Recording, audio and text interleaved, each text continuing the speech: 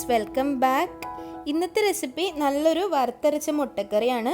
Easy ആയിട്ട് ഉണ്ടാക്കിയെടുക്കാൻ പറ്റും. നല്ല രുചിയുള്ള ഒരു മുട്ടക്കറിയാണ്. എങ്ങനെയാണ് ചെയ്യുന്നതെന്ന് നോക്കാം. ആദ്യമായിട്ട് തേങ്ങ ഒന്ന് വറുത്തെടുക്കാൻ വേണ്ടി നല്ല ചൂടായ ഒരു പാനിലേക്ക് 1 ടീസ്പൂൺ വെളിച്ചെണ്ണ ഒഴിച്ചു കൊടുക്കാം. വെളിച്ചെണ്ണ ഒന്ന് ചൂടായി വരുമ്പോൾ 1/2 കപ്പ് തേങ്ങയാണ് ചേർക്കുന്നത്. ഒരുപാട് തേങ്ങ ആവശ്യമില്ല. 2 ഏലക്കായ ചേർക്കാം, ഒരു 2 ഇഞ്ച് കനത്തിൽ പട്ട ചേർക്കാം, ഒരു 3 ഗ്രാമ്പൂ ചേർക്കാം.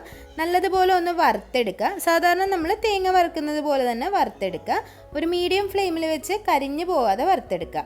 അതിലേക്ക് 1/2 ടീസ്പൂൺ മഞ്ഞൾപ്പൊടി, 2 ടീസ്പൂൺ മുളക് പൊടി, 2 ടീസ്പൂൺ മല്ലിപ്പൊടി, 1 ടീസ്പൂൺ പെരിഞ്ജീരകം വറുത്ത് പൊടിച്ചത്, അല്ലെങ്കിൽ പെരിഞ്ജീരകം ഹോളായിട്ടുണ്ടെങ്കിൽ അതും ചേർത്ത് കൊടുക്കാം. നല്ലതുപോലെ ഒന്ന് മിക്സാക്കി പൊടികളുടെ പച്ചമണം മാറുന്നത് വരെ ചെറിയ തീയിലിട്ട് വറുത്തെടുക്കുക. കൂടെ കുറച്ച് കറിവേപ്പിലയും കൂടി ചേർത്തിട്ടുണ്ട്. നല്ലതുപോലെ സാധാരണ നമ്മൾ വറുത്തെടുക്കുന്നത് പോലെ തന്നെ നല്ല ക്രിസ്പി ആയിട്ട് വറുത്തെടുക്കുക. കരിഞ്ഞു പോവാതെ ശ്രദ്ധിക്കണം. ആറിയതിന് ശേഷം നല്ലതുപോലെ ഒന്ന് അരച്ചെടുക്കാം. 1/2 കപ്പ് വെള്ളം കൂടി ചേർത്തിട്ടാണ് അരച്ചെടുക്കേണ്ടത്. തേങ്ങ വറുത്തത് ചൂടാറിയതിന് ശേഷം മാത്രം അരച്ചെടുക്കാം. കറി റെഡിയാക്കാൻ വേണ്ടി ഒരു പാനിലേക്ക് വെളിച്ചെണ്ണ തന്നെയാണ് ഒഴിച്ചു കൊടുത്തിട്ടുള്ളത്. കുറച്ച് ഫ്രഷ് കറിവേപ്പില ചേർത്ത് കൊടുക്കാം. 2 സവാള ചെറുതായിട്ട് കൊത്തി അരിഞ്ഞതാണ് ചേർത്തിട്ടുള്ളത്. ചോപ്പ് ചെയ്തിടാം. ചെറുതായിട്ട് തിൻ സ്ലൈസ് ചെയ്തിട്ട് ഇടാവുന്നതാണ്. 10 വെളുത്തുള്ളി, 2 ഇഞ്ച് കനത്തിലുള്ള ഇഞ്ചി ചെറുതായിട്ടൊന്ന് ചോപ്പ് ചെയ്തിട്ടിട്ടുണ്ട്. ഇതിന് പകരം 2 ടീസ്പൂൺ ഇഞ്ചി വെളുത്തുള്ളി പേസ്റ്റ് ചേർത്ത് കൊടുക്കാം. നല്ലതുപോലെ പച്ചമണം മാറുമ്പോൾ അതിലേക്ക് ഒരു തക്കാളി ചെറുതായിട്ടൊന്ന് ചോപ്പ് ചെയ്ത് തന്നെ ചേർത്ത് കൊടുക്കാം.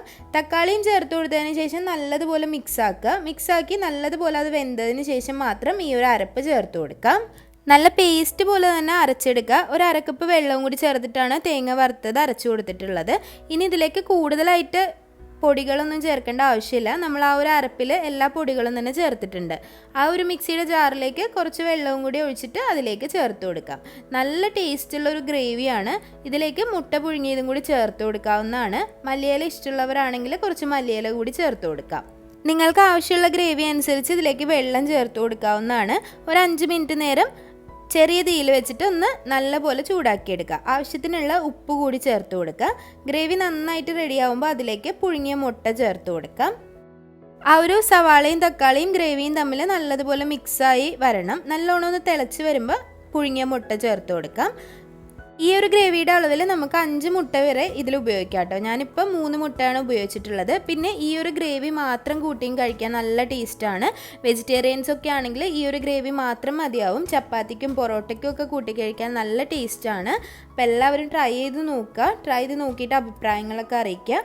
വീഡിയോസൊക്കെ ഇഷ്ടമാവുന്നുണ്ടെങ്കിൽ ലൈക്ക് ചെയ്യുക, ഷെയർ ചെയ്യുക, സബ്സ്ക്രൈബ് ചെയ്യുക. അപ്പോൾ ഇനിയും നല്ലൊരു റെസിപ്പി ആയിട്ട് വരുന്നതായിരിക്കും. അതുവരേക്കും താങ്ക് യു.